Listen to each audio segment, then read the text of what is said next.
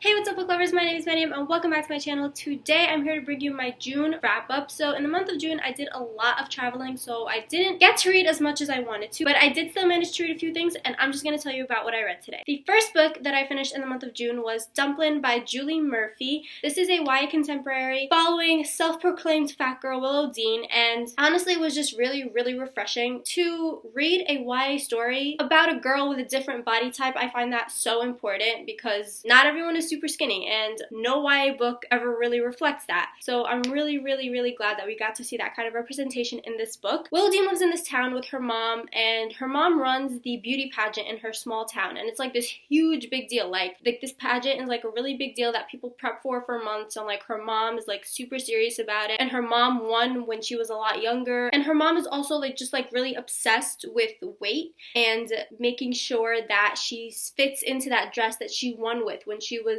like 16 or whatever, and she won in the pageant. But Willow Dean's really confident in herself. Like she believes in herself and she doesn't have like those issues about her body, and I really found that to be really refreshing until this boy that she has a crush on shows interest in her, and once they get together, Willow Dean kind of starts to doubt herself, and that really frustrates her. So she ends up entering this beauty pageant, and because she enters this beauty pageant, it kind of turns everything around. Like everybody's like, how are you entering this pageant? Like you can't enter this pageant, like are you kidding me? And it also causes other people who wouldn't enter the pageant to also enter the pageant, and I really like that. Now, I didn't love this book and I didn't hate this book either. I just thought it was a decent book. I think the main issue for me was the ending, and it just kind of was super abrupt and rushed, and I wish that could have been a little longer. But once I finished this book, I found out that there's actually going to be a sequel, so I'm really excited about that, and I hope that with the sequel I kind of get some of my questions answered. Something that I really loved about this book and I really appreciated was that there was never a point in this book where Willow Dean was like, oh, I have to lose weight, or like I plan to lose weight. Like she just stayed confident in herself and in her body, and I really appreciated that, and I feel like we need more of that in YA contemporary. And I ended up giving this book 3 out of 5 stars. After that, I read an ARC copy of Gunslinger Girl by Lindsay Eli. This book comes out on January 2nd, 2018, I believe. This book is pitched as a YA Western after a second civil war has occurred in the United States, and it follows Serendipity Jones, who has perfect aim. She lives with her super abusive father, and after her father tries to sell her into a marriage, she runs away and she finds herself in this land of cessation, which is known for like lawlessness and chaos and things like that, and she ends up being offered a life of fame and fortune there, and she has to decide if all the crazy stuff happening there is going to be worth it. So I really was super excited about this book, and I wanted to absolutely love it, but I thought it was just a decent book.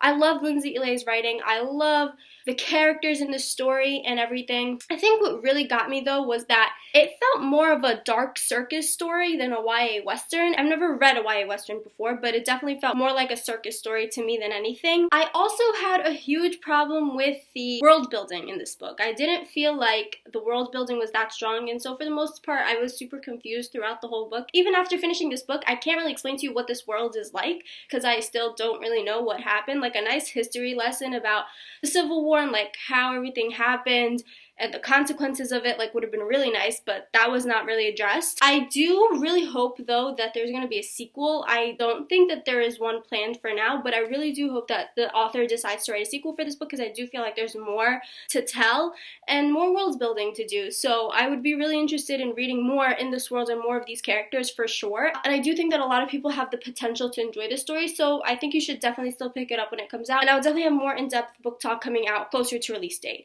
But I did end up giving this book 3 out of 5 stars. The next book that I finished in the month of June was a reread for me, and that is A Court of Mist and Fury by Sarah J. Maas. This is the second book in the A Court of Thorns and Roses trilogy. Yeah, I'm not even gonna try to explain what that whole series is, but there's more books coming out, but this is the second book following Feyre's story. This is my favorite book in the trilogy. I reread this so that I could read A Court of Wings and Ruin, which I did end up finishing, but in July, so I'll talk more about that in my July wrap-up, and I will definitely have a book talk for that that book coming soon. I mean, I love this book. Everyone loves this book. This is my favorite in the whole trilogy. It's fantastic. It's amazing. I have a spoiler book talk and a non-spoiler book talk for this book. I'll leave them linked down below. Like, if you haven't read A Court of Thorns and Roses yet, please go do it. Even if you don't like the first book. Second book is so much better. Like, it was amazing. So definitely read this book, and I cannot wait for more books in this series. And yeah, I obviously gave this 5 out of 5 stars. And the last book that I finished in the month of June was Under the Lights by Abby Glines. This is the second book in Abby Glines' The Field Party Companion series. They're all YA contemporaries. The first one is called Until Friday Night. This is Under the Lights. Until Friday Night follows 2 separate characters. Then this book follows Gunnar, Willa, and Brady. And it's kind of like a love triangle because these 3 characters all used to be best friends before Willa moved when she was 11 to live with her mother. And then something happened when she was living with her mother. You don't really know what that is at the beginning of the book. And she goes back to live with her grandmother in this town. And basically, these 2 boys are like super in love with her, and she ends up with one of them. I definitely enjoyed this one more than the first one, but I do have like issues with the series because the writing is not that great. And there's a lot of girl hate. Like, there's so much girl hate. Like, I don't like the portrayal of high school girls in these books. Like, it just makes me so mad. Like, the only female character that you like are the female characters that are the main protagonists of the story, and then all the other female characters are just horrible. It just adds to all these stereotypes that all high school girls can think about are boys, and their life revolves around boys, and they have nothing that they care about besides boys, and they will hate each other over boys, and like, it just makes me so mad. Like, they just make these characters like so one-dimensional, and like, why? Like, why is there so much girl hate and slut-shaming and all that? Like, I just don't like it. I couldn't stand it. There's no female friendships, none. The girl is only friends with the guys, and the guys get really mad if like the girl's talking to another guy. Like, just calm down. They're having a conversation.